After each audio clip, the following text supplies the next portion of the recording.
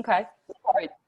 Thank everyone to join our session today. It's definitely a featured session, as you already seen in different invitation and promotional materials, and also from our membership, people receive that information way ahead of time already. Maybe I quickly introduce myself a little bit. My name is Sammy Tang. I head up a biometric team in a pharmaceutical company. This is our volunteer work, and I'm one of the co-founder for Dashu. We have been for quite some years. I'll introduce Dashu pretty soon too. So today I'll be the session chair, and I'm also a chair for all the KOL sessions. So I'm so proud and glad to have invited some of our key featured speakers today, and we grouped them together specifically on the COVID-19 information.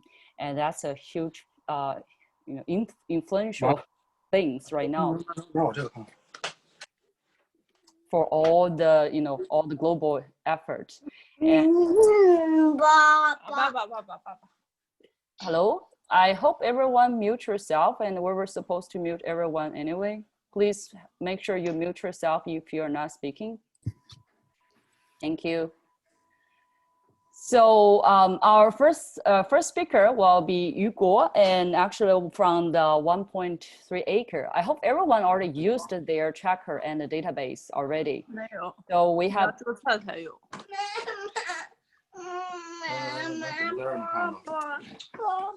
So is there a way I can mute all? Okay. The host can add.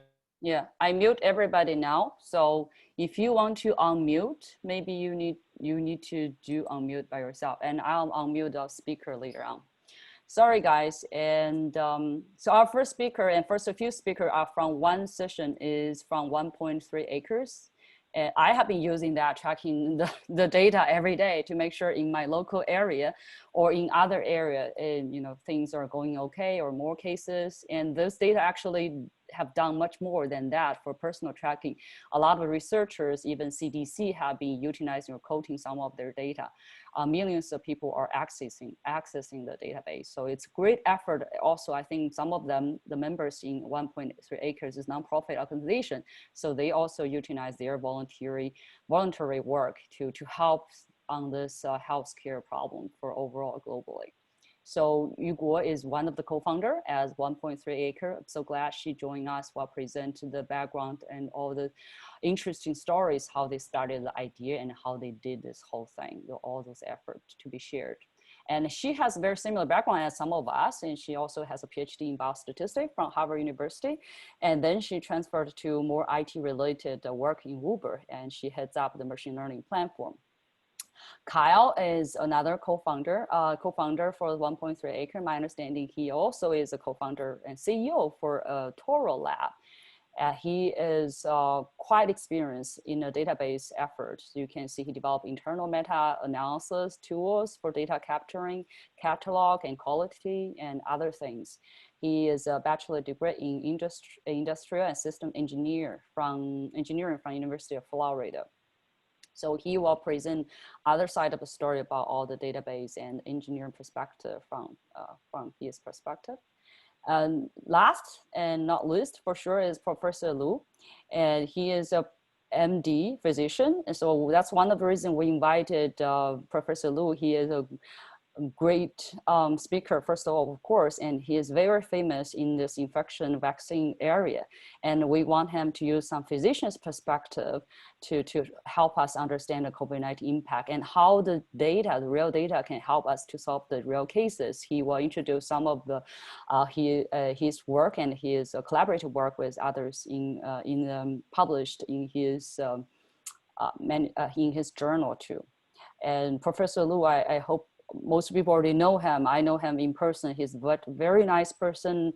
He's almost like a star in the Chinese community with all the contribution he had and voices up for our community in a scientific perspective. So I'm so happy he also joined us.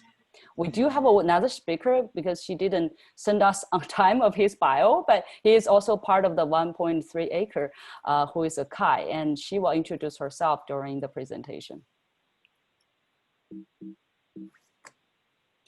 So quickly talk about Dashu. I think most people already know Dashu since you joined us for multiple times or different events. We are totally nonprofit organization. We have quite some strategic partners besides the one listed here for ASA, etc. We even work together like this time with Ocean Bio, which Professor Lu will introduce that nonprofit. So with different effort expanding our network and also expanding the collaboration between different groups, the most important what we're trying to do is utilize our volunteer work but a great effort to help the community to increase the visibility or share knowledges about data science or anything related to data science in different industry, either banking or healthcare. So we have monthly journal club, we have international events, we have educational lectures. So feel free to go to the Dashu YouTube channel. All the slides, as long as speakers agree, we recorded and shared on our website or on the channel we related to Dashu. We also have the WeChat here. You can scan if you are a WeChat user and join our group to understand the release of the new information, and let us know if you want to join as a member, then you will receive the continuous updates from us. We do need a volunteer. It's all voluntary work. So feel free if you are active, you want to share ideas, you want to help us, anything you want, just let us know. We have quite some lined up speakers, which I'll introduce right away for next month even. Next year, we need more speakers, but feel free to let us know your ideas to be shared on this platform. So this is like quite some pictures with different type of volunteers, and we have, this is myself, and this is our steering committees with all executives in different companies or in academic center as professors in Stanford or in my University of Berkeley, etc. So it's quite a very active group, but totally utilizing our personal lifetime to help. So hopefully you can join us and to help more.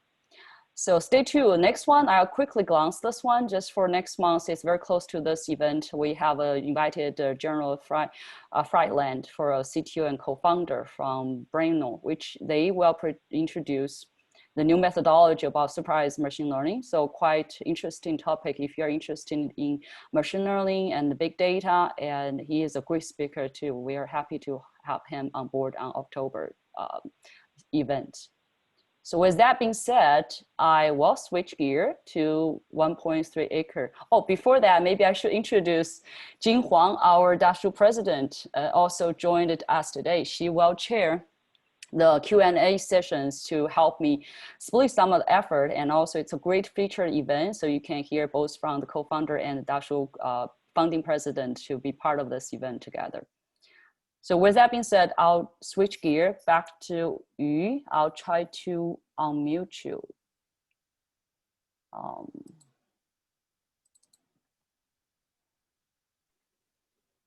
unmuted. Oh, okay, good. My screen.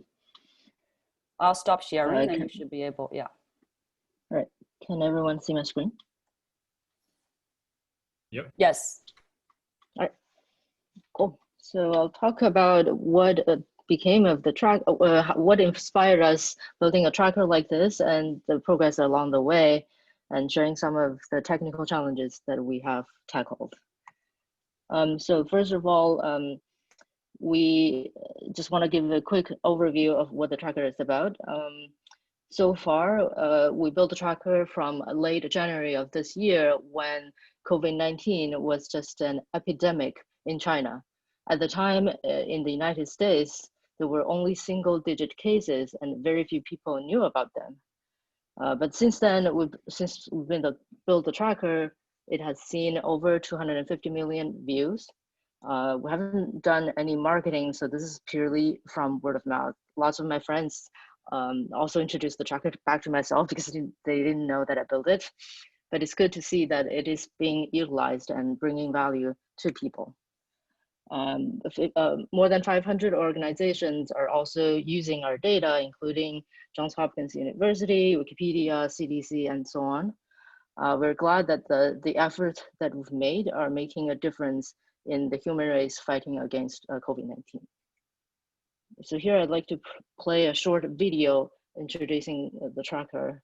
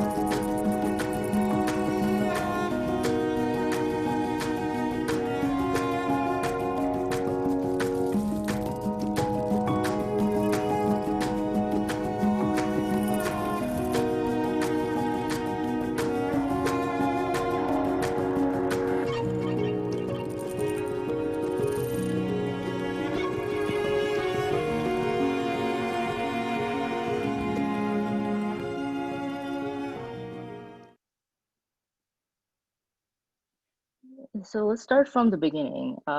At the time when COVID-19 was such a news in the United States and people weren't paying a lot of attention, but then over the course of February, I think more and more cases appeared in the rest of the world, and then later this is considered a pandemic.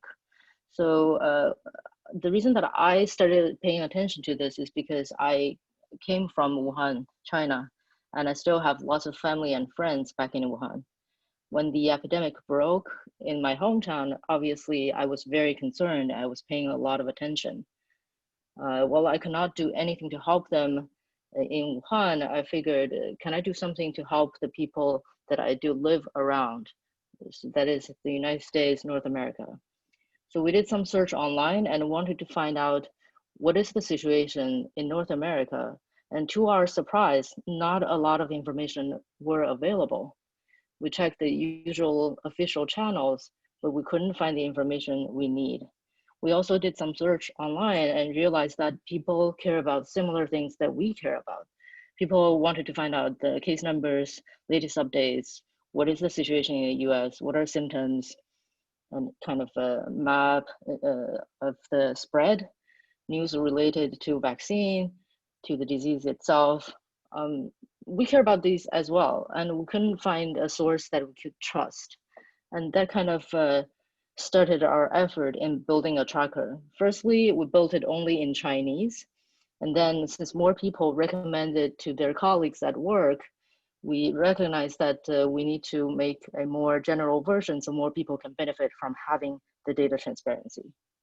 So we built the tracker to address top data needs from the public.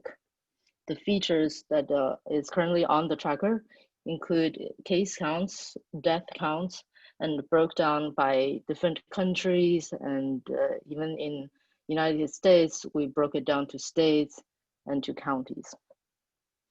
So first, the tracker was launched in Chinese only, but we later added the English, French, and in Japanese and Spanish. We also partnered with a few other organizations. So on the bottom here, what we show is we partnered with a nonprofit organization called Humankind Now to have people donate PPE to medical workers. So this is an ongoing effort.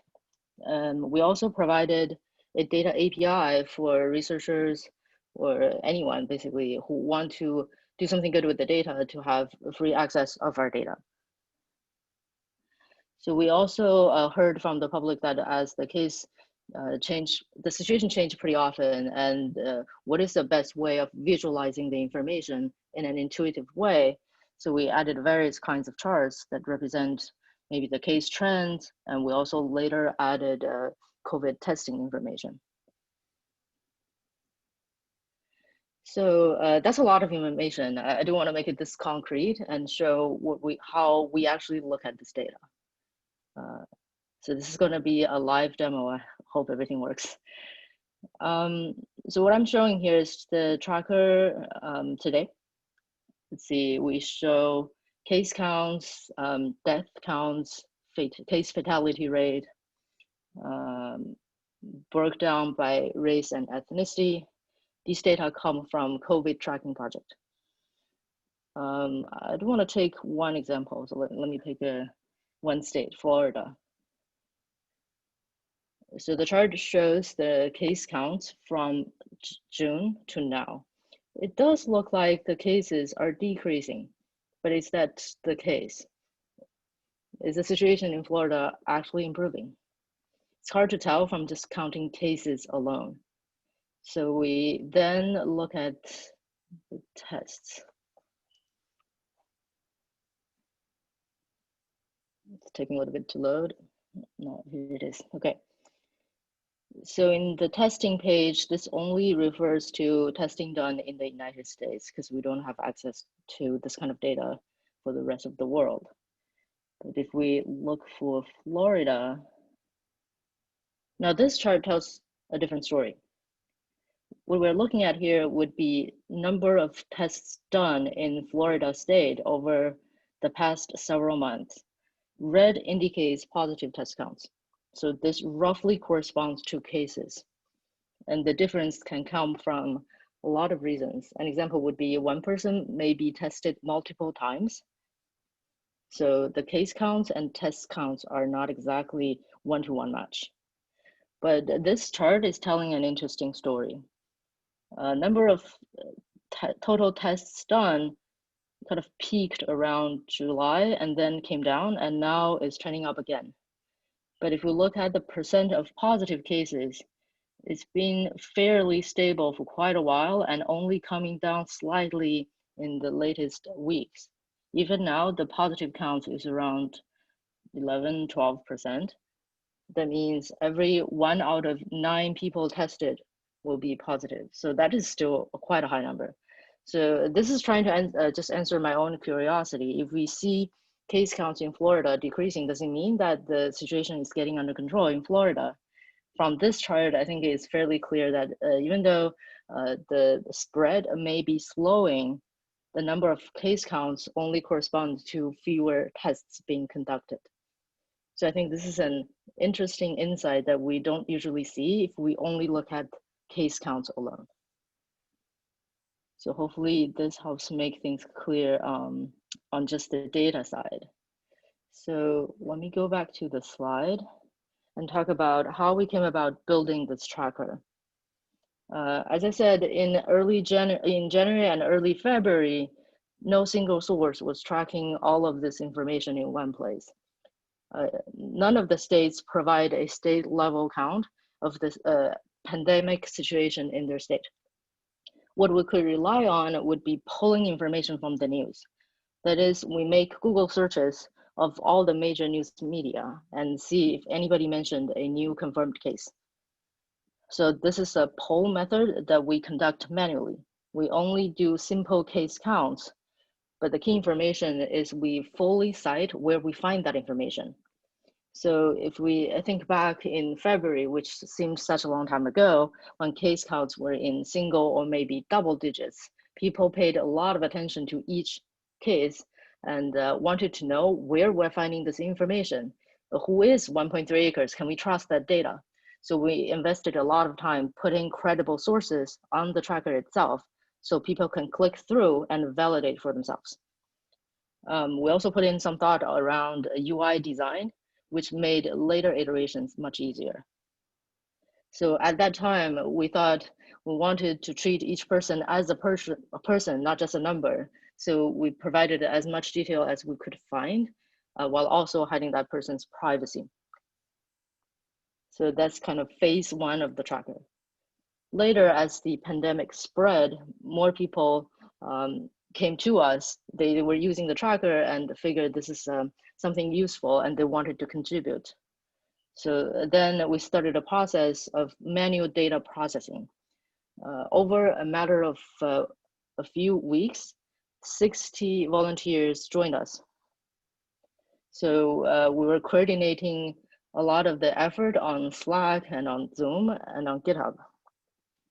We've also built pretty complex pipelines to automate user-generated leads and feedback.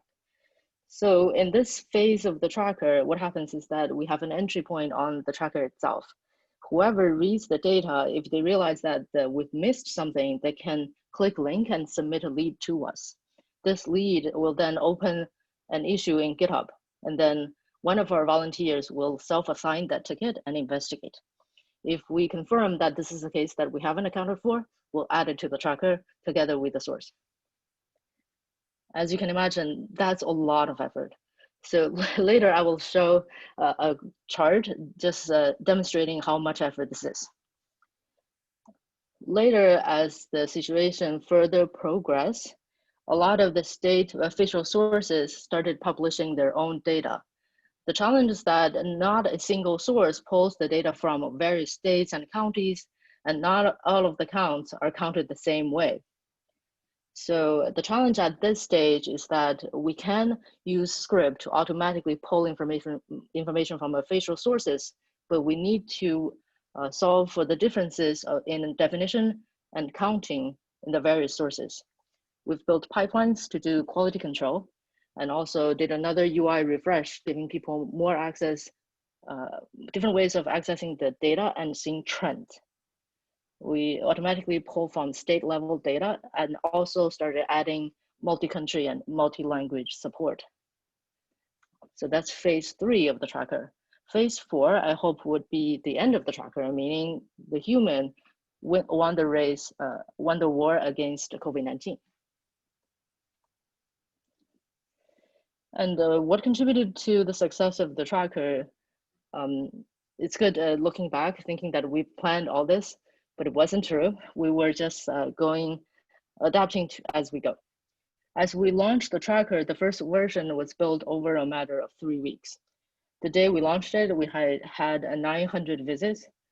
A lot of the effort was only spent on designing the website and gathering information that we can rely on.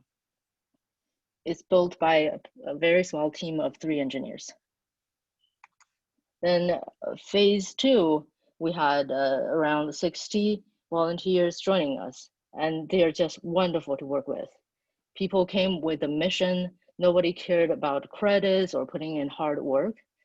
They're just so passionate and talented. I felt it's an honor working with them. They built incredible runbooks and automation, and whenever they found out new information about COVID, would share it among our group and wrote readmes in the website so we can inform the public as well. And later on, the data team, so coming from volunteers and the engineers at 1.3Acres also partnered together to build the automation.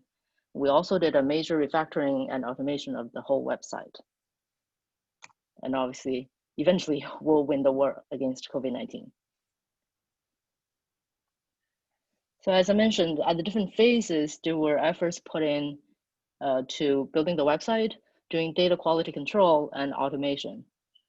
And this is just the number of code commits in the various efforts. And this number, looking back, I just felt this is staggering. So in a matter of months, the manual data understanding and QC closed some 22,000 tickets. Every single one of those tickets were a lead opened up, submitted to us by users of the tracker. So that was a lot of effort looking at the information provided and trying to confirm or write a README for that user. That just was a lot of effort. And really appreciate that coming from both the engineers on 1.3Acres and the volunteers coming from all walks of life. And for those who are interested, the tech stack that we used for the website, the entire website was built with Next.js. Our charts were called e-charts. We also utilized icons from Flat Icon. And for those who are interested, the backend database was entirely with Airtable. We also want to thank Airtable for generously donating a lot of free credits for us to maintain that site. And then for all the workflow management and automation, we used GitHub, Slack, and the deployment was via Versa. For data analysis, we used R, Python, and Jupyter Notebook. I would also like to thank COVID Tracking for sharing with us their awesome tracking and testing data. Our UI was inspired by an open source project originated from China. We also like to thank Staying Home Club for providing life-related information such as which supermarkets are open at what hours. So none of this would be possible without our awesome volunteers. So this is just a subset of them. Not everyone left their photos and names with us. And it's worth noting that our volunteers truly came from all walks of life. Some of our volunteers are high school students. Some are professors in the healthcare industry, and some are engineers, some are data scientists, some are students, graduate students and the college students. And over the course of putting out the tracker, some became new parents, some had new jobs, some graduated. So it's just such an honor that working on the tracker with them, we also get to experience their major life milestones. And the small team at 1.3Acres, 1.3Acres itself is not a nonprofit. It's actually a pretty small team working on something else. Typically, we build online community for overseas Chinese. And we have a suite of products with 2 billion plus combined visits. So the tracker accounted for maybe 10% of this. We generally focus on high quality user generated content with any topics that the overseas Chinese would care about. It could be education, university admission, job searching, interview prep, and all of that. And our focus areas are usually software engineering, data science, machine learning, immigration, life, women in tech, and all kinds of topics. But for this tracker, for several months, the engineers at 1.3Acres, we were just pausing on of our other activities to focus on bringing data transparency to the public. So I'm saving the intro of myself towards the end. I'm currently a senior engineering manager leading the machine learning platform at Uber ATG, that's the self-driving car unit. And next, I'll have Kai join us and speak about her experience as a volunteer on building the tracker. I'll have Kai introduce herself next. Hello, hi, can you hear me? Yes. Yeah, thank you, Yu. Thank you so much for introduction. And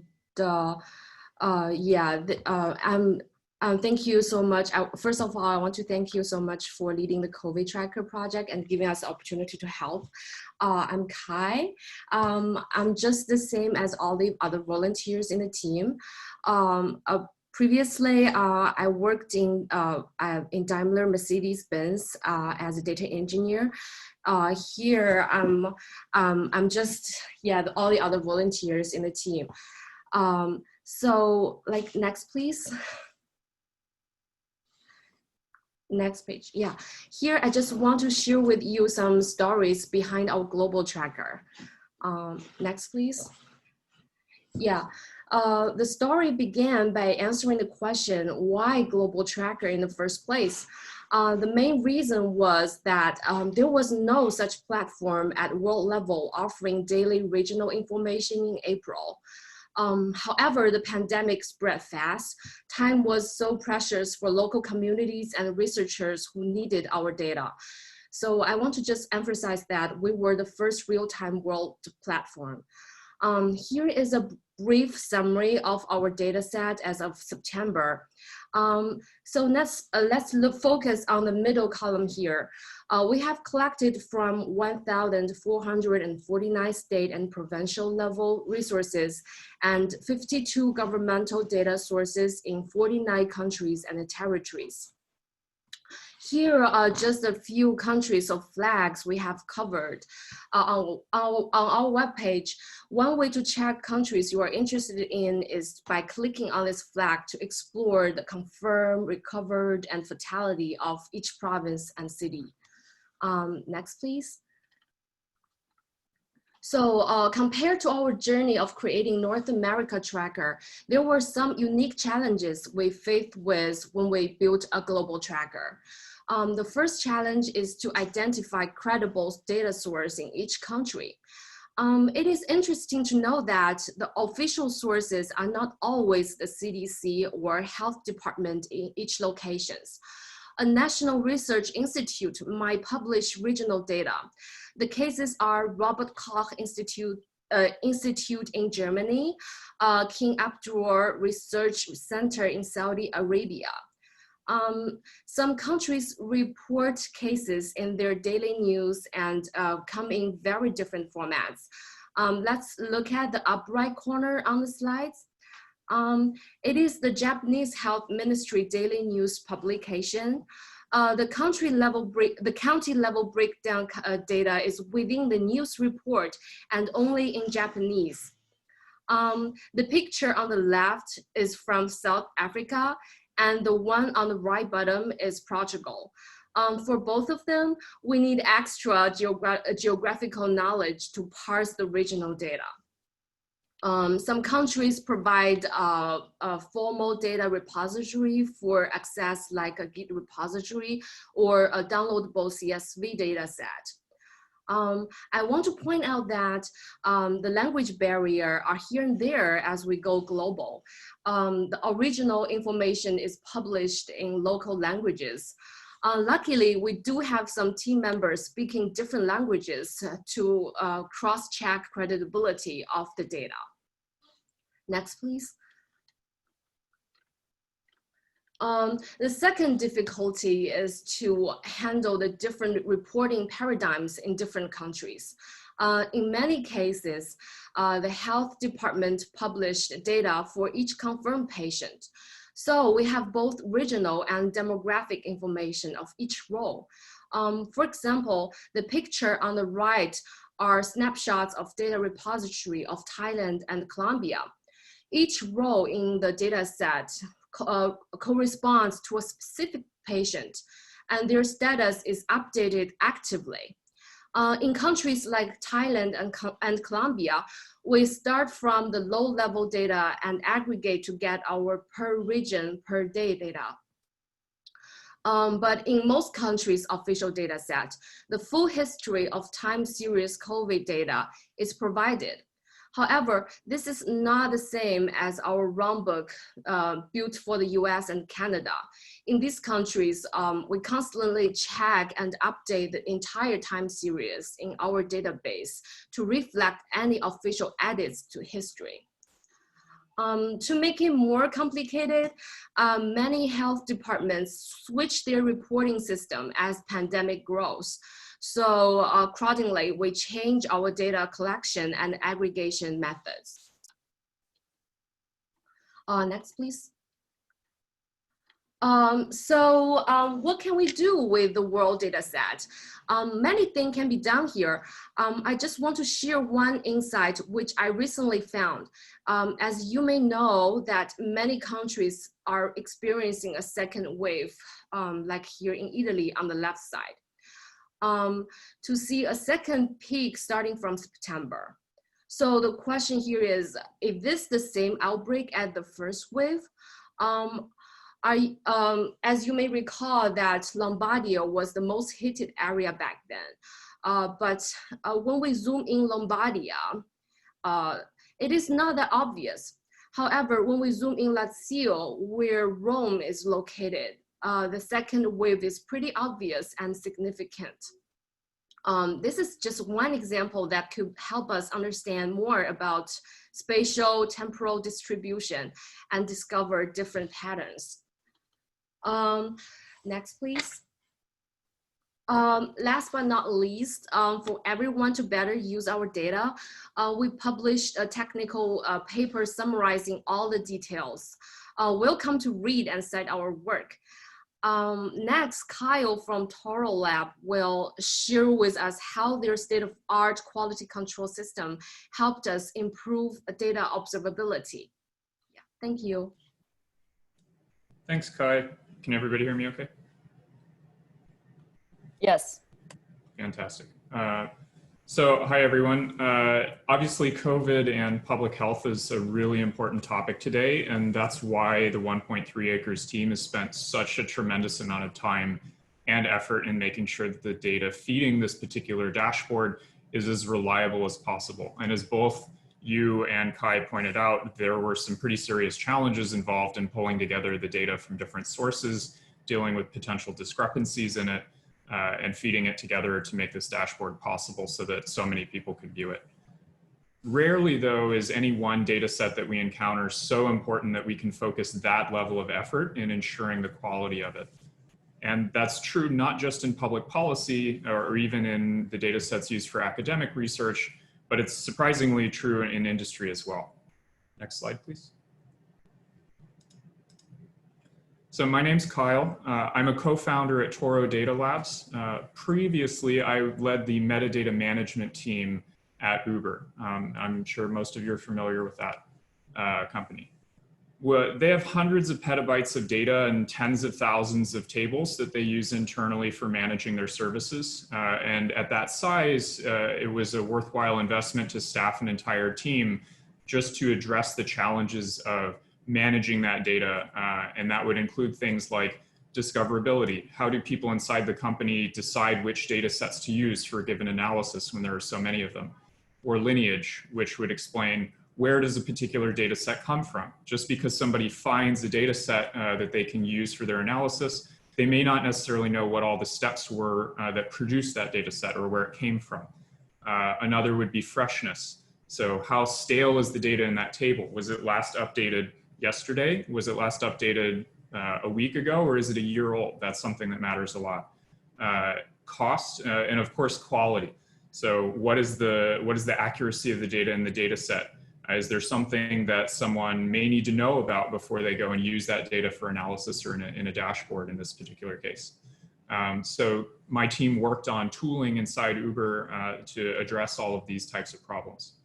At that scale, verifying the quality of data manually with a team of dedicated folks just isn't possible at the size that they're working at and with the cost of folks on payroll, obviously. So I'm now spending all of my time on this problem, which is how can we analyze data quality at scale? And the word that's evolving for this is data observability. So how can we be monitoring the aspects of the data sets that we use for important analyses like this dashboard, but how can we do that in a more automated way? So this is now where I'm spending all of my time on and where my team spends their time on. Next slide, please. So this question of how far can we push the automation of detecting issues in the data sets, this is what we're focused on. So to approach that problem, what we do is we collect a set of statistics from a data set that represent the shape of the data, whether it conforms to certain parameters, how old it is, for example. We collect those periodically over time, and then we use different outlier and anomaly detection techniques to analyze the time series from each of those statistics and look for potential problems. So some challenges that are in the way to automating this successfully, first and foremost is how do you adapt this so that it can be used on any data set, even ones that you have not seen before or have domain knowledge with. So in this particular case, we were analyzing data for the 1.3Acres team, but my team doesn't have any specific expertise in this particular data or where it comes from. The second major challenge is how do we keep the false positive rate low? So how do we only flag issues that are worth a human being's time to investigate? And so for that, we use cutting edge anomaly detection techniques that learn the behavior of the data over time and only highlight cases where we think that something's wrong with it. So we were really excited to partner with 1.3Acres and to be able to analyze the data. We knew that they had already done a lot of work on quality assurance, and so we didn't have high hopes that we were going to detect anything particularly exciting, but we were honored to get the chance to work with them. Fortunately for us, we did identify a couple of anomalies in the data set, and fortunately for everyone who uses their dashboard, those anomalies that we detected were not, in fact, inaccuracies in the data itself, but were rather the results of the large amount of manual work that the team has to do in order to pull that data together and have it all line up so that it works on the dashboard. So now let's look at two examples of anomalies that our automated system was able to find and flag to the 1.3Acres team. So the first we call negative counts. So in this case, what we're looking at is in the data set that feeds the 1.3Acres dashboard, we have the count of recovered cases. And one would expect that a count number can't ever be negative. That was our assumption anyway, and that's also what our system looked for as well. So in this case, what we're seeing is that the count of recovered cases had a minimum value below 0. In some cases, for a particular county in a day, what's highlighted in the table in the lower right here was in Texas on September 17th, for example, the minimum recovered count was negative 2,155. So how could this be possible?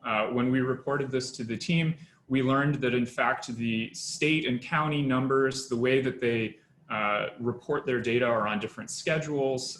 The way that those numbers are recorded might not be the same between counties, and they might change over time. So the team inserts negative values into the data set as a way of doing some accounting to balance the discrepancies that naturally arise between county numbers and state numbers. And that helps to maintain that the overall number reported in the dashboard is accurate. Next slide, please. So in this case, we're again looking at the recovered counts, but instead of looking at minimums, we're now looking at the total number of recovered cases over a trailing 7-day window. And as you can see in the chart on the top here, there's a small squiggly line in between a pair of bounds. Those are the bounds set by our anomaly detection system. And then you can see all the way on the right, it suddenly jumped up, almost completely vertical. And what happened is that number jumped from around 50 to 100,000, and it jumped suddenly to almost 1 million in a single day. And so that triggered an anomaly for us, and we reported that as well. Now, what you can see in the graph on the lower right is the number of recovered counts per day extending past that point in time. This happened in July. And you can see that they immediately returned to sort of their normal values. So we said, okay, what happened? Why would there suddenly be a 7x increase in the number of recovered cases? And so when we reported this and spoke with the team, they told us about this, the fact that the definitions for recovery have changed a lot since the pandemic began. They differ between states. They've changed over time. And so it makes this number quite difficult to track. What happened is that the sources that they were using, the overall count of recoveries by this point in July had fallen behind where they felt that they should have been when coordinating against other reliable sources of information and other trackers. So what we're seeing is a one-time accounting change here where they inserted this number of recovered cases to catch up the data set to account for that lag that was experienced in the number of recoveries prior to this date in July 27th. And because it was a one-time accounting change, it was not an ongoing issue. So that triggered this anomaly, and then it immediately returned to normal thereafter. Okay, last slide, please. So this was just a brief look into 2 specific cases of anomalies that we detected in this particular data set. These are both, we were glad to learn that these are both cases where the team already knew about these issues, and they were eccentricities with how the team has to tackle this gargantuan effort to process and quality control all this data. And we were happy that they were not, in fact, things that they didn't know about or inaccuracies in the underlying data sets. We're working to push the boundaries on what's possible with these techniques, and we're trying to make them accessible not only for a technical data science audience like much of you at Dashu, but anyone who's working with data, whether in academia or industry. If you have further questions about this topic, or if you want to learn what we're doing at Toro, please feel free to send me an email at this address.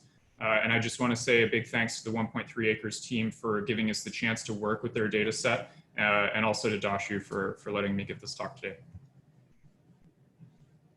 Thank you so much, Kai and Yu. It was a great presentation. Actually, I want to echo some of the comments already said in the chat box. I saw quite some women leadership volunteers. As a woman, I'm also happy to see that from the data science perspective of the contribution.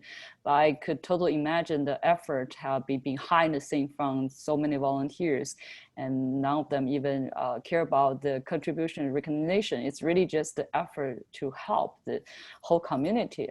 Really amazing work. Thank you guys for sharing the experience and all the background story and history about 1.Acre and the Toro data, the collaboration between the two too. So next we'll quickly move to the Q&A session.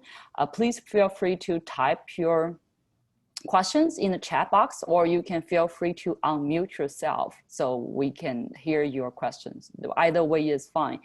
I'll transfer to our founding president. He's very good presenter and also chair for Q&A session. So Jane, feel free to take it over. Sure, this is a she again. So talking about Go Power. So great to see a lot of people contributing. And I also want to thank everyone online, right? So it's your support and participation that keep the Dashu going and inspire us to do better. So I do see already there is a question in the chat box. How do low alert and high alert change along the time? So I think this was a question about Toro's anomaly detection system. Thanks, this is a great question, and this is pretty core to how our solution works. So we use a series of forecasting algorithms, and what we do is we collect observations for each metric that we're tracking. So in the case of the COVID-19 data, let's say we're tracking 50 different attributes about that data set, each attribute will result in its own time series, and we'll apply a forecasting system to each one of those metrics over time. And then what we'll do is create prediction intervals above and below the forecast. And then if the observed value exceeds those prediction intervals, that's when we would flag an alert. So we rely on the accuracy of those forecasting algorithms to adapt to changes in the data and dynamically adjust those low and high alerts for us. Great. Another question is, what's the chart library you guys are using on the dashboard? Yes, that's for me. So the front end was built with Next.js, and eCharts is the library we used. Great. While people are thinking about next question, I do have one. Since you know, this is a fantastic tracking record with a big reservoir with data. A natural question for me is, have you guys ever thought about forecasting leveraging this big data source? Right. Great question. So the thought at the time was that there are lots of talents who would be eager to do forecasting, machine learning, AI on this kind of data. We, on the other hand, with a core engineering team of 3 people, and this is kind of our side thing, we figured the biggest contribution we can make as a team would be making the data available so more people with expertise can start contributing. And even though we could probably allocate some time to do forecasting and prediction, we're probably not the best people doing this without the kind of public health knowledge. So it's kind of a conscious decision that we've made at the time to only focusing on making the data clean and correct. So everybody who wants to do prediction and forecasting can participate, but we as a team will not do that. Great, and that is a natural link to the next question on the chat box. How can people get the raw data from you? Yes, there's a link that points to get data on our tracker. There's a pretty short form that you need to fill, and you'd get access to data APIs. Great, and then there's another question. Could we have the individual level data with more detailed information, such as demographics, symptoms, follow-up check, deaths, if not all, but some regional subsets? Unfortunately, that would be a no, because we don't have access to that kind of information. This is usually, I guess, only certain organizations would have access to that. Maybe CDC would have that. Okay, and also let me just roll up. I think I just want to add on that, Jing, I agree with her, right? Because that might relate to privacy issue, etc. I don't think for them will be easy to do that part. Sure, and there's a question about whether you encountered cases where there isn't an API endpoint on downloadable source. How do you manage to incorporate the data source, especially in large quantity in that case? None of the data sources gave us API access. All of these came from pretty painstakingly looking at the various sources and with the different formats and refresh cadence, like Kai has shared. It's a lot of just grunt work, making each source, scraping them, formatting the data, doing quality checks and all of that. And I think also, a majority of the effort is in that. Can I add something regarding to that question? So the question about whether the data has a demographic or more detailed information, as far as we know, in our paper, we put all the nations and their APIs in our appendix. So for some countries, the first source data has all this information, like Colombia and Thailand, and we have their API and all the links in our paper's appendix. So if you are interested in this part, you can check this out. Yeah, thank you. Great point. And also there's a question about how do you, what do you use to come up with recovered case count? Kai, do you want to answer this one? For recover case count, the best thing we could do at first beginning is to provide all the resources we have about the recover case.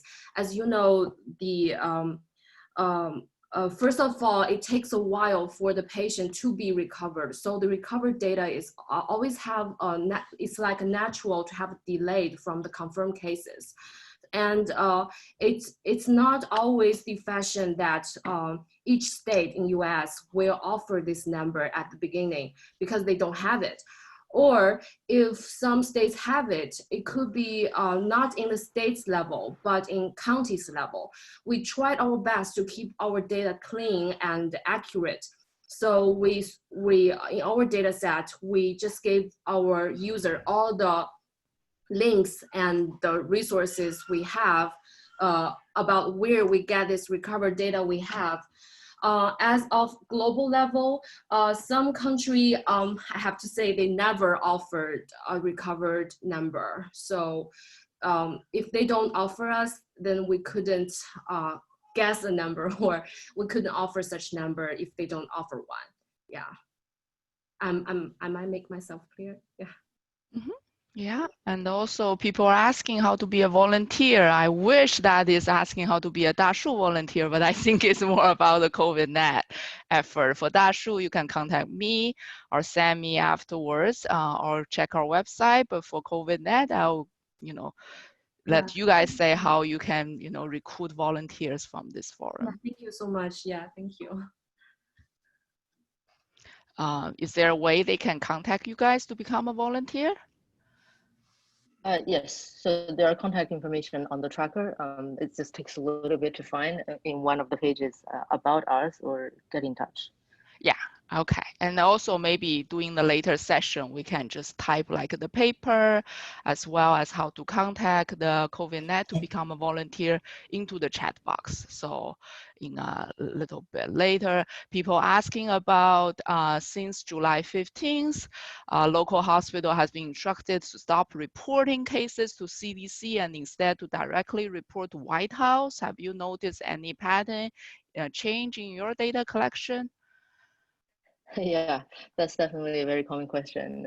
We actually didn't notice any change in the data that we have seen. So we don't take data source from CDC. It's the other way. We take the data directly from state and county level reporting.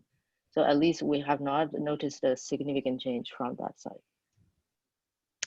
Okay.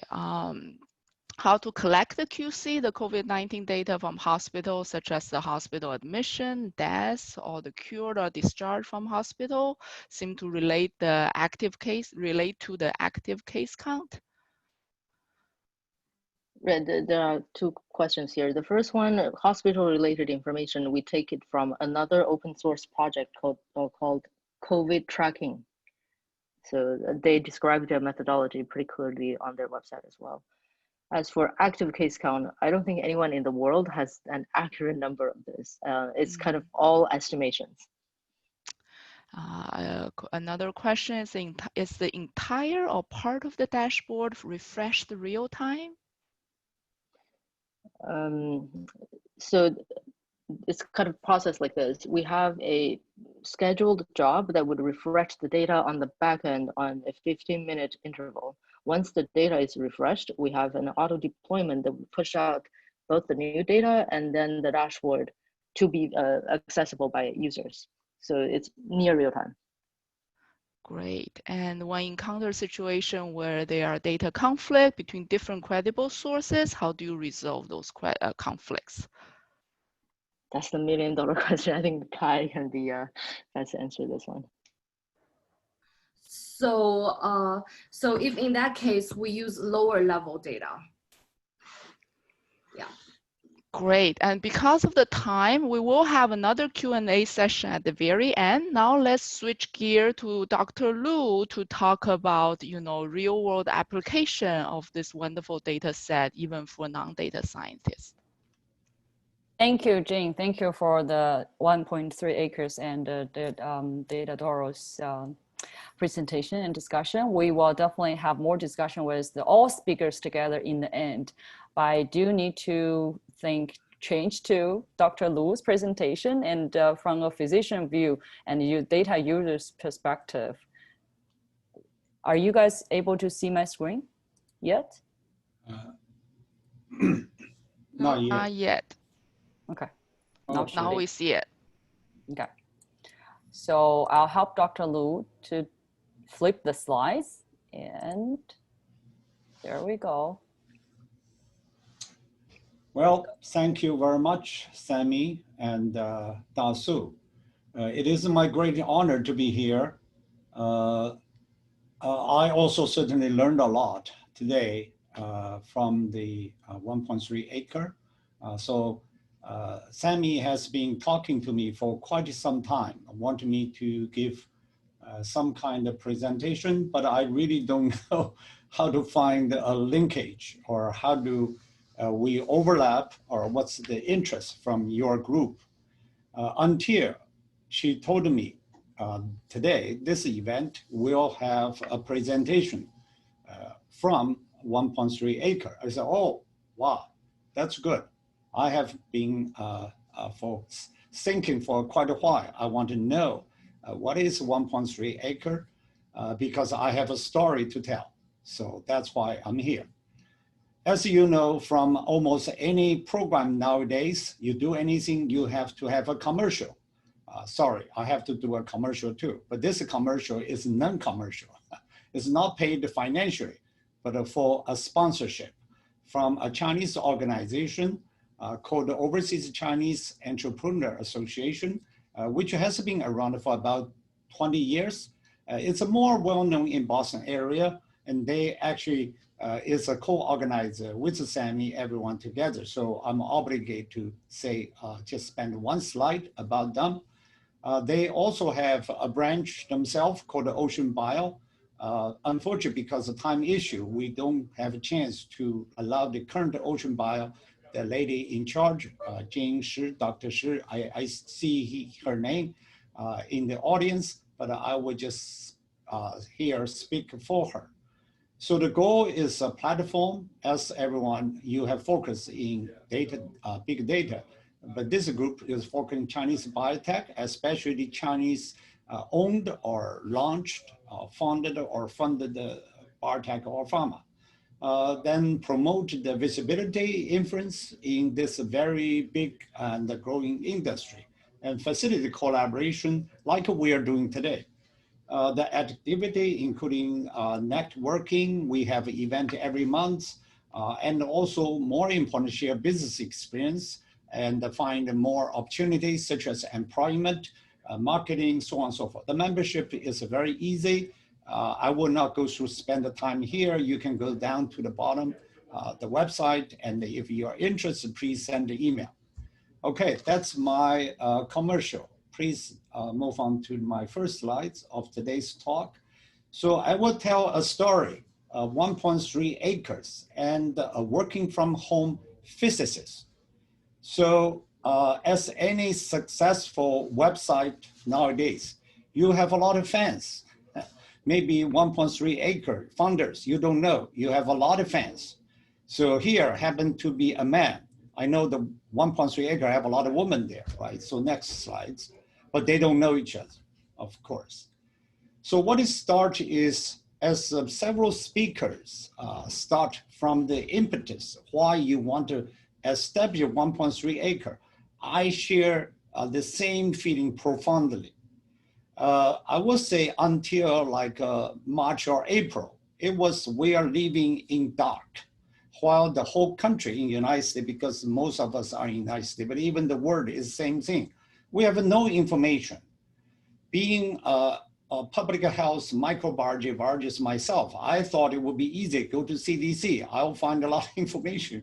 No, they have no information at all. Of course, if you go there now, they're different. The website is much, much better now. But if you went there a few months ago, it was like, 1,000 years ago. You cannot imagine 21st century CDC, United States CDC. So, and then you go WHO, also it's a very general, generic, and very, they usually don't want to touch any country or region. They want to have aggregate data. Certainly, Johns Hopkins jumped out very prominently, but they also agree that that's one of the source. Now I learned they even get the data from you. But at that time, not many people know 1.3 acre. I think you need to do more marketing. Of course, for people doing database, to public health, maybe you are well known, but among other professional or researcher, basic science, biology, immunology, we don't know much until I will tell you the story. Also, the data type of a source is usually typical for CDC or everyone, total cases, total deaths, case per deaths in the last few days or 1 day in many states, because that's where you collect. And the huge database, very database. One problem facing everyone in the world nowadays, doesn't matter in COVID-19 or anything, we have a lot of data. We don't have meaningful analysis. I know many people of you here are data scientists. I can tell you, if you can find a way, whether automated or with a part of human involvement, you can have a way to analyze the data. You are the future. So what do we need in COVID-19?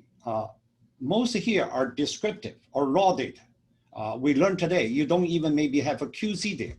But a more important analysis, I think one audience asked a prediction or forecasting, right? What this data will tell you. And also we need to know the dynamic change, a trending analysis. That's very important. We cannot just go back to look at the data itself. The data you analyze, they may give you more meaning and story. And also we want to use data to look at different regions, China, US, Canada. Are they same or different? That's where the data is valuable. Data is not a fixed, no life thing. You can learn a lot of things from data. That's what we need to do. So I thought that was very important, because from being a scientist, being an editor-chief of a leading journal, I don't see paper coming like this. Next slide. So until, I had a chance, I know an old friend from Nanjing, that's where I come from. Sammy, I think the slides is not moving.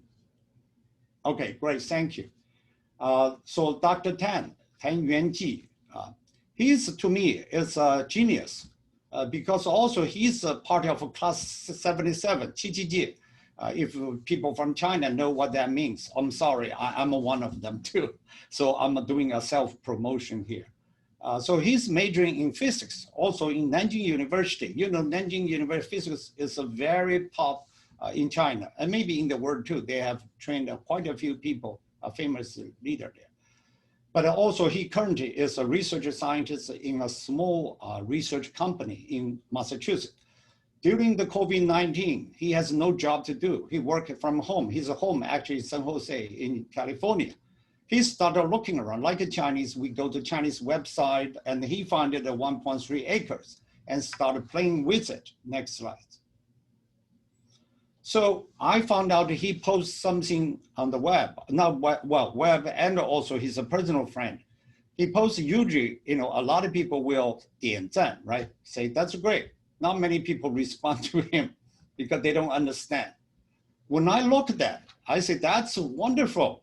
That's remarkable. This is a genius.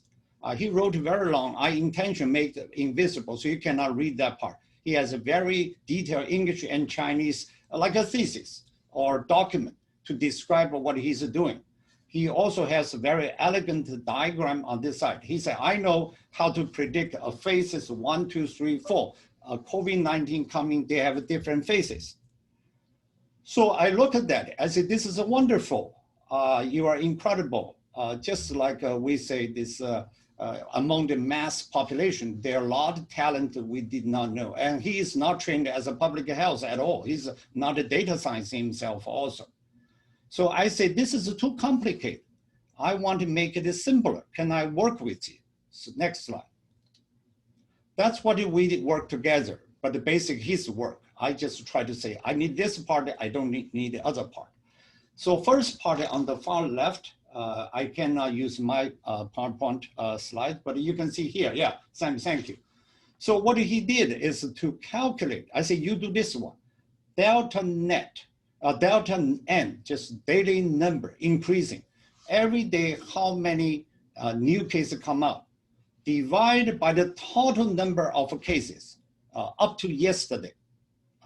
So you just do this one, it's a rate, right? So it's a daily growth rate, but rate change because every day you can have a 1,000 new cases or 15 new cases, okay? Then you calculate, he plot as a curve here at under this called the daily rate, okay? And then from here, he used the bottom, this equation. Don't ask me, I have no idea. So when you have a later class, you guys are all very genius, mathematician or data science, don't ask me. So I will refer you to him. Use this one. He can generate a formulation, then predict the future trend. So the daily growth rate on the far left, the initial part was based on real data. Later part of the curves was based on this equation to project that.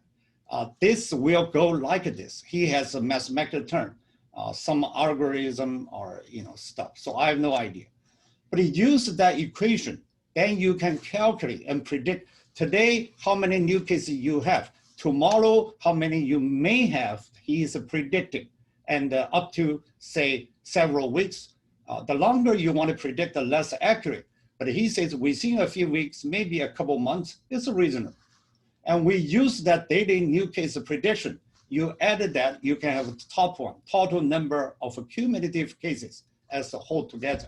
So on the right side, you see the example at the time. That's our beta test. So you can see that from US, that's the total number on top, and the lower one is daily growth, okay? From there, fast forward, next slide. So I helped him to produce a paper. One faculty in my lab wrote, analyzed with plotting, but he's the driving force. So in the first paper published in my journal, I think we prepared in March, published in April or so, we basically used one case from United States and 3 states there.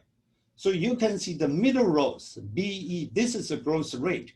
You see the growth rate is a very messy data because it every day can fluctuate a lot. But he used a 5-day average or 7-day average, just like a stock price. You have a moving average, right? So moving average is a very accurate predictive trend. So he used that, then calculated the equation I just said, then calculate the lower part. That is the daily predicted new cases. All the red curve here are prediction. The blue or purple are the actual number happening at that time. And then top, we predict United States should have 1.1 million at the end of June because his production cannot go forever, right? Next slide. So at the bottom here, we give a credit to 1.3 acres. So we say, hold on, before that, so go back, yeah. So we say by the end of June, that's our prediction. The trending drop will be by April 1st, you have how many cases per day, by June 1st, by June 30th. That's our prediction, okay? Or his prediction. I was just helping him to put together. Next slide. Because this paper published attract a lot of scientists, real scientists, they need this kind of things, okay? I mean biologists, not meaning data scientists, sorry. So Brazil, big disaster area, so their scientists approach Dr. Tan saying, can you help me to do that? So we published another paper. So you show the impact of this stuff is going beyond just the United States. Next slide. So we are past the June 30th. So we need to go back to check. How did this model predict? Was the model great, or the model is a fake, or it teaches us anything? So right now, this paper is in the middle of under review at my journal. So we say it's a follow-up report, okay? Next slide. So here, the first report, we try to save money every single time. We publish only United States. Here, we are expanding globally. So the figure 1, we compare the United States and Canada. You look at the bottom, to me, the daily rate is the most important thing. You see, right after his prediction, he was very frustrated. He said, Sean, this is not going to be right. The actual situation is way off United States. However, you look at Canada, his prediction is pretty remarkable, very good. Also, at the end of June 31st, you can see United States is 2.59 million, more than double. But in Canada, his prediction is amazingly genius. Next slide. Okay, we go to different United States, the states. So first we look at Illinois and New Jersey. We call them, they're pretty good, we've seen 5 to 10% variation. That at the bottom, you can see they match very well, okay? Except that New Jersey at the end, a little bit off, but not much. If the total end accumulated number by end of June, 0.143 million versus 0.13, so all within 5 to 6% variation. That's, I consider, is a pretty good, right? So next slide. There are states not so good, okay? Massachusetts, New York, and Pennsylvania. You can see at the bottom, initially they follow very well, but later they becomes off, okay? And also the total number is amazingly from all 3 states, different number total changes. The variation is about 36% higher than his prediction. Next slide. Here we go to the other very extreme. You see Michigan, Nevada, and California. You can see here, this is a greater than 50% variation. I don't have to say much. Let's jump to the final one. This is California. So hold on, no, the top one. You see here, this is several fold differences, okay? So what we are seeing is, even within the United States, different states are very different. Next slide. Let's go to Europe. Amazingly, we chose 5 different, of course, the major Europe country, otherwise the population too small, right?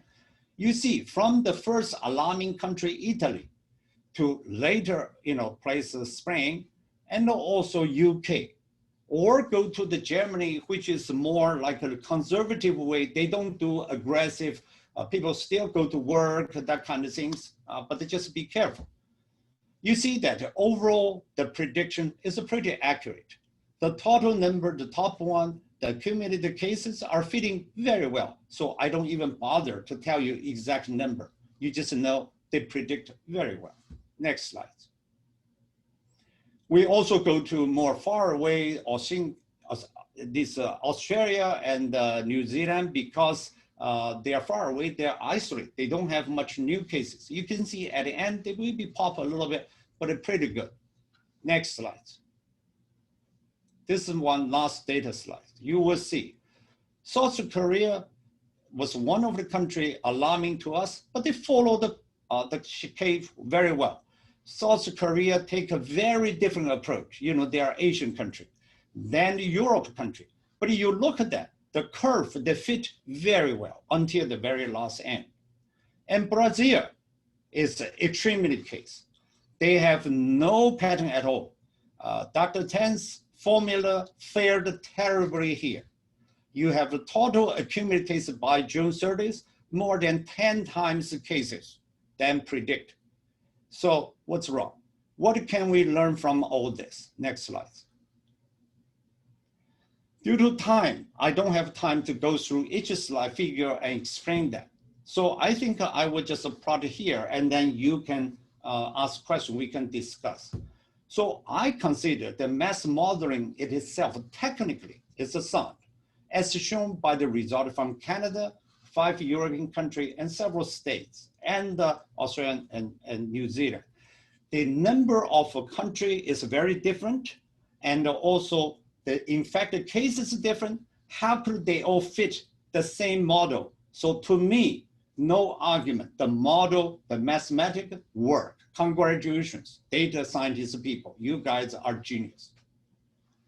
On the other hand, why this work? I think each virus interaction with the human population, they have a common feature. That's why they can have a model that you guys to predict this trend. So it is very useful, especially in calculating the peak point. What he found, I did not have time to go through that. You remember, in the early day in China outbreak, people say, when is the turning point? So right? So he says that if the daily rate is changing, getting smaller, and then you are going to see the cases will become less. That's the great idea. So this is very useful. So also, we see that it's quite effective predicting the early phase of a downward trend, but not at the end of that. Okay. So why? I think the data here, especially this paper published, I think the local politician should read our paper, not a public scientist or biologist, because the public has policies, social distancing, what you can allow the gathering, interaction, face masks or not. Actually, to me, I personally feel that may be politically very sensitive. It's an influx of a traveler from a high endemic area. In my mind, United States so far has 3 waves. The first wave from China, United States government was effective, blocked that, basically have less than 100 cases. The second wave from Europe and a little bit of other country. That was dramatic. That's how the whole big thing from March to June, that's what happened. But that's a complete wave and documented by our mathematical modeling. What happened since June or so, to me, I don't think that can be explained by only lessened loose local social distance. I think that there are other waves not documented, such as from South America. That's why you can see the southern state with the southern immigrant, and also even California. You have more cases in southern California than northern California. I think that's part of the very important answer. People are not paying enough attention. But at least I think this study or exercise provide a very useful report for viral infection in a given population. And then we can compare the outcome among different countries. We see why. Such as Brazil. Brazil is completely, from the president, has no control, not paying attention, they completely ignore it. You can see the difference. So this cannot be so clearly answered than any social exercise. So I think that's what we can learn. Next one. So here we are talking globally. We are seeing the first major wave.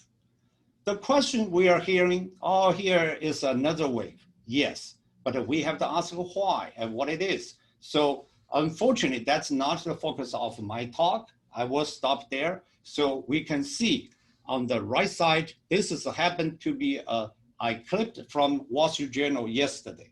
You can see the first part, no matter which country, the whole pattern fit our prediction mathematical model very well. What happened is a later one, from June to September now. United States has a big jump, they're coming down. I hope they can come down further. But even Europe, you see the 5 countries I haven't collected in Dr. Tan's paper. The Wall Street Journal used that too. But you can see they're different. So we all say because European people had a wonderful, their traditional summer vacation, that's why they cost. But you look at that, why Spain, France has a higher? And also, very interesting, our German friend has much less. What it is? So I think the data is useful, but the data can provide a tool, ask a tougher question for public health people, agencies, or politicians to provide answer. Next one. I will stop here. Certainly, I want to give the whole credit to Yuanji, and with his permission, I put his email address there. So send a question, tough one to him. Don't send it to me. Also, I want to thank Dr. Wang, who is a professor in my group. He is a co-author, did the data plot analysis, but the original data were all from our analysis, all from Yuanji. And also, I want to thank Judge Ocean by the current chief, Shi Jianying. Dr. Shi is in the audience. And finally, certainly, we want to thank the data source of 1.3 acre. I will stop here. I'm happy to answer any question you may have. Thank you, Professor Lu. This is a very good presentation. Actually, as a data science biostatistician, I was chatting with some of folks on the Dashi community.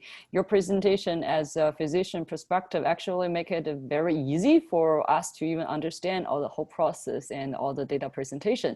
That was amazing.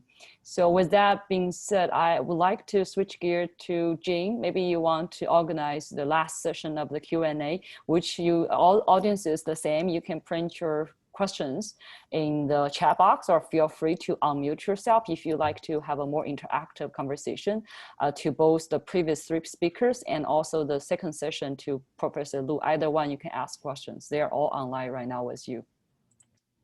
Okay, so start with the easy question. How much % are automation and how much is manual input data? That's not me, or should I answer that? I think it's probably for the COVID-net people. Yeah. As to the source of the data, I would say 80 to 90% of the data today is already automated. The remaining is manual. Right, and also people mentioned about the general observation is that the case death numbers on 1.3 acre is ahead of Johns Hopkins. Why is that the case? We refresh more often. That's easy. And there's a question about with flu season approaching, is there a way to predict risk factor for combined flu and COVID-19? What would be a metric to watch out for possible 3rd wave of COVID in US? Are we passing the 1st wave or the 2nd wave? Sorry, that's just my comment. But the question is how to predict the interaction with flu and the 3rd wave. I guess this is a little bit to me. So this is a question with multiple dimension or question. First, in terms of the terminology, we use wave. There's no scientific definition. So we use that very loosely. I already said use United States. I personally treated that as 3 waves. However, the wave, I think it's almost done, at least for 2nd wave, you can see by curve. That's why you don't want to just collect accumulated data or cases or deaths, which is okay, but not meaningful. You need to analyze. So from our analysis, I'm sure other people are doing, you can see the 2nd wave is dropping, but something pop up again, right? So the question is, will all those cases or the sources of virus, right? Virus spreading, is virus still in our community or not from the 2nd wave? As we learned from China, China had a major control around March, but took them to July or August to claim was for now about 20 to 30 days consecutively, no local cases except the imported cases. That tells you about 3 to 4 months to control in China's system to fully control circulating virus. So you ask me, I think this mission is impossible in the United States to completely control circulating virus from the 2nd wave. But I'm not sure they will become a wave. So what we are going to deal with in the future, in the next potentially couple years, maybe longer, we are living with this virus in our community. So I start in my paper, actually in February, I have a first COVID-19 vaccine commentary. I use a word called a community-acquired coronavirus infection. At that time, I was brave, but I think this may happen. But on the other hand, I want to say don't be too worried, because this COVID-19, now we know more, they are not that scary. So that's a different topic. We can talk next time. The second part of your major component of this question, the flu, how this interact with the flu or compounding. My personal view is they are 2 completely independent events. The flu, I think we're still circulating, so we should get the vaccine, try to minimize that. Whether this will help each other one way or other, I'm not sure. I personally don't think that's something is that scary, but we don't want you have 2 virus infection at the same time. That's a common sense. Okay. So I would say try to prevent, treat the regular flu as you always do, but also treat the COVID-19 as the public health official tell you every day. I think we should do both. Great. And now also switch gear to COVID-19 people, or COVID-net people. They're asking, is there a link to the GitHub repo of the COVID-net? No, this is not an open source project. We are only open sourcing the data. I see. Okay. And also this question, Ryan, you may have to help me understand a little bit. How does population that have that correlation with the predicted model being off compared to the smaller populations? I guess that's probably for Dr. Lu, because that's some prediction. Oh, yeah, so that's very amazing. So that tells you the behavior of a virus intact with a population is independent of the size of a population, because you are a mathematician, right? So you use a relative scale rather than absolute scale. You have 100 people, if you spread a virus into it, the percentage of people getting infected is the same. You have a 1 million population, you throw a virus into that population.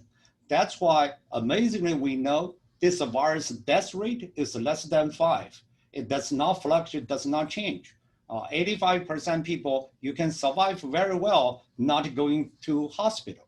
So it doesn't matter small country or large country. That's why the mathematics is just God's tell you a natural way to describe things. It's not a creation. Okay, and then there's a more technical question about, has there been work done to evaluate the effectiveness of ensemble models? For example, making prediction using multiple good models and using a dynamic weighting system to create final predictions. I think it's for Dr. Lu, or maybe even more for Dr. Lu's mathematical friend. Well, I think as I can only say generally, any model, especially this one, we try to oversimplify it.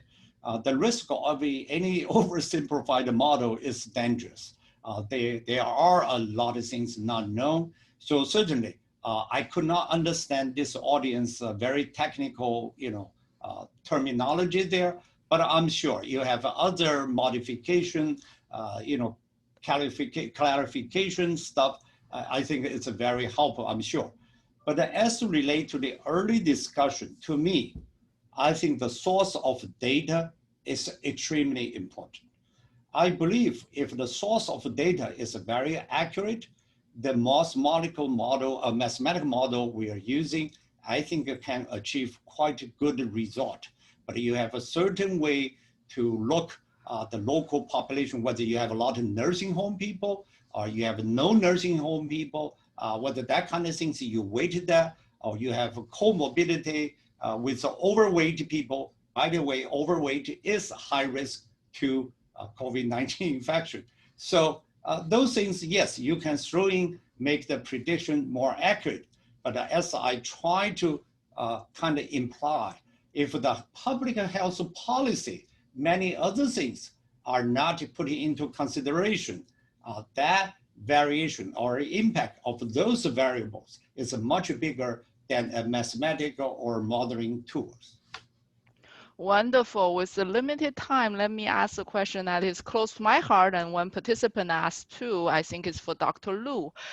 Can you comment on the current effort on the vaccines that are being developed, particularly the ones using mRNA technology? Well, that is something I cannot answer directly for several reasons. One, this is a very complicated. We need to have a dedicated talk. I think I have been asked to give a few talks down the road.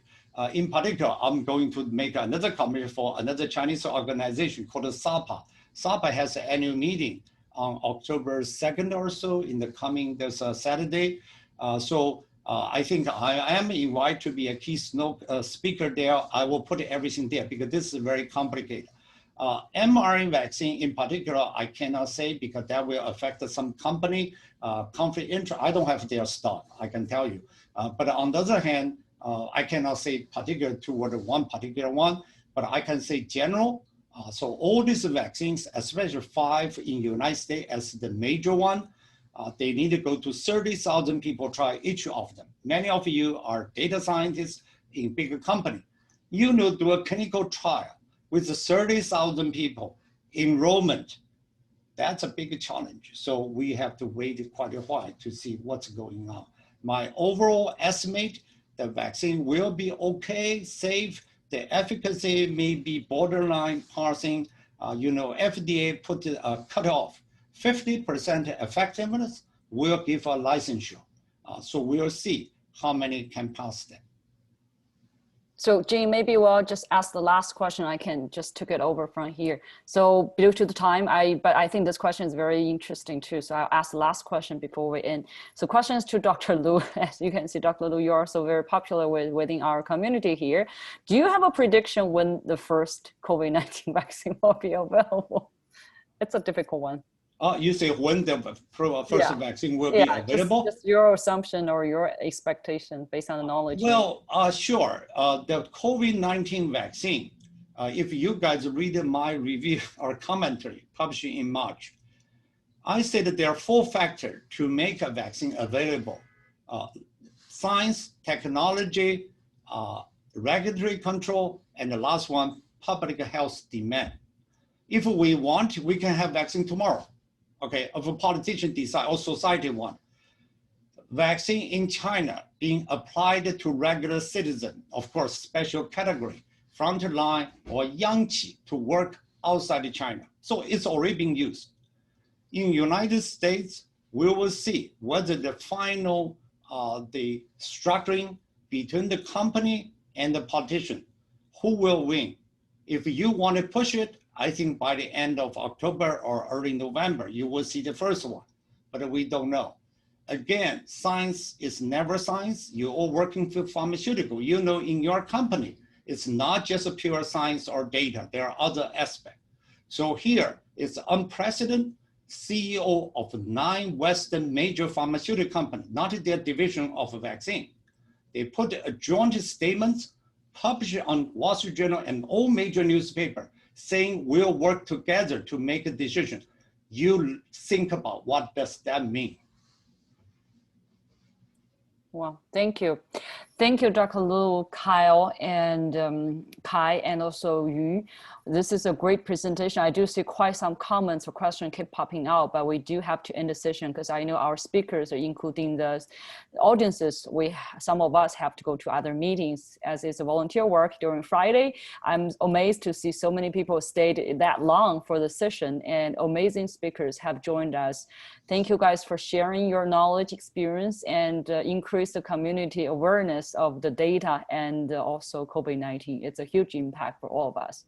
Thank you guys so much. And I saw everybody says thank you here on the chat box too. Thank you very much. Thank you guys. Have a great weekend. Bye. Bye.